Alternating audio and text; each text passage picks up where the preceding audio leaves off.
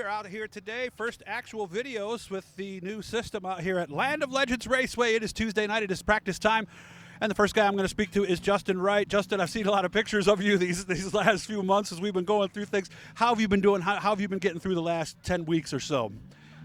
We've been okay. I mean, it's tough on everybody. I mean, we're doing as good as you can be given the circumstances. And, I mean, I'm sure it's frustrating, but it's, a lot of unknowns, so you got to roll with the punches and just try to stay busy. And But I think everybody's happy to be out here for sure. Family's good, all your friends, everybody's fine? Yeah, I'm certainly a no news is good news guy, especially during a time like this. So we'll take it. And you've been working the whole time and things like that? Been working in the ag industry, so that hasn't slowed down at all. So I've been lucky for that, and just chomping at the bit, but trying to stay busy. But I mean, it's hard. It's hard on everyone. Car looks like it's right out of the shop ready. Yeah, in one piece, don't have a mark on it, so hopefully we can keep it that way now that we're actually going to get racing here. Tell me about the car. This is a new 2020 we got from Bicknell Race Products this year. Nothing fancy, just fresh parts, fresh equipment, and ready to get after it. Okay. Different than what you had last year or just newer?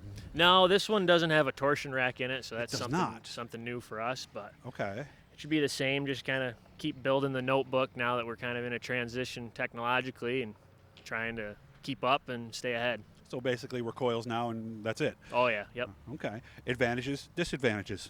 It seems to fit my driving style a little bit more, so I'm not looking back, and a lot easier to maintain and work on from day to day and not be worried about a torsion bar failure or anything like that. So I've embraced it with open arms. Okay, and obviously we've got a stack of coils in there if we need them, right? Oh yeah. Yep. Yeah, and is it cheaper? I think long term, after the initial investment of getting all your coils that you want, yeah, I would say it's you can buy a few more tires a year and not have them wrapped up in torsion bars once you're up and running, know what you want and what you need. Of course, have we solved that problem of getting the torsion bar car around on a rougher track? No. So that's still a problem. You're at the mercy of the quality of product, and if you have a bad one, you have a bad one. So this takes that out of there. That takes it out of the equation. And nights we run terrible, I know it was just the driver and not so much the car. Yeah, because that was the thing with the torsion bars. They would go, and sometimes it was hard to tell if you had a bad torsion bar or not. Yeah, exactly. So we're getting a lot more sleep, not laying in bed at night wondering if that was the issue. Now, if you'll notice on the front of the car, look on the left side there, you'll notice the one piece that's red on the car. Explain to me what that is and why it's more noticeable now than maybe it was last year. What piece is it? Oh, that's the radiator shroud to build heat in the radiator. And it's a little taller, and it's a little more bright and vibrant, so it's easier to see in case, it ever got stuck in there or left in there. Somebody would surely notice now.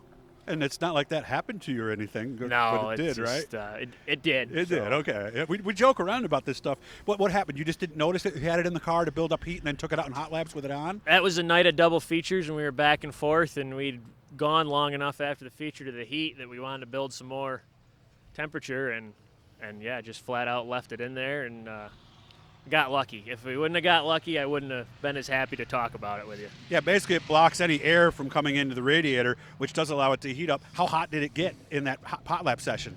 About 225, so we were lucky it wasn't any longer than that. It didn't really build temperature until we were done hot lapping and out of the gas. So.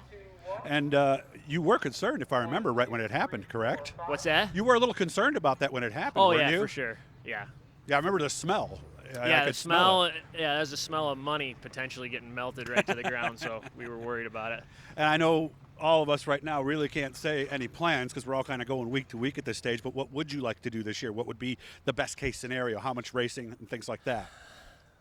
That's a good question, and it's just another unknown. I'd like to do it right. Certainly no cutting of purses or anything like that. I mean, it's hard enough as it is, and I don't want to inadvertently kill the sport just for the sake of saying we race. So I understand. But everybody wants to race, and we got a lot of hard work and money into these things, and some guys got to race for a living. So it's definitely a fine line. I'm confident we will figure it out as we go, and we just got to be proactive that we don't get shut back up for another 2 months. So we just got to roll with it and be cognizant that there are different things, and yeah, it's an inconvenience, but not being able to race is a bigger inconvenience. Wish you all the best. Goal for tonight.